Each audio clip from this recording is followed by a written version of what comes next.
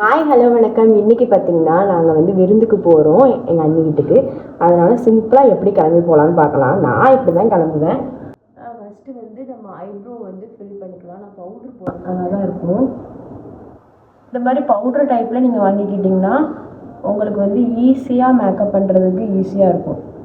பாருங்கள், நம்ம வந்து ஐப்ரோ பென்சில் வந்து போட்டு முடிச்சாச்சு.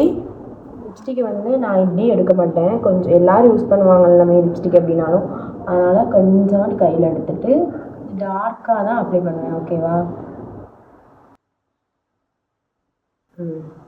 இந்த ஷேடு ரொம்ப நல்லாயிருக்கும். யூஸ் பண்ணியாச்சு. லிப்ஸ்டிக்கை கட் பண்ணிக்கோங்க.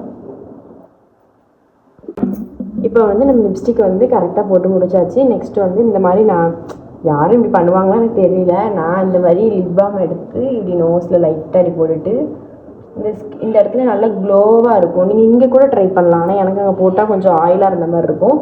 ஸோ இந்த நோஸில் மட்டும் நான் போட்டுக்கிடுவேன்.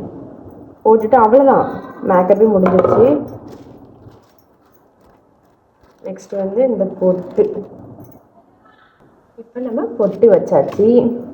அதுக்கப்புறம் லாஸ்ட்டில் பூ வச்சுட்டு நான் உங்களுக்கு வந்து லுக்கை கம்ப்ளீட் பண்ணிட்டு காட்டுறேன். ஃபைனலாக பூவும் ஷாலும் போட்டு சந்தனமும் வச்சுட்டு வந்தாச்சு.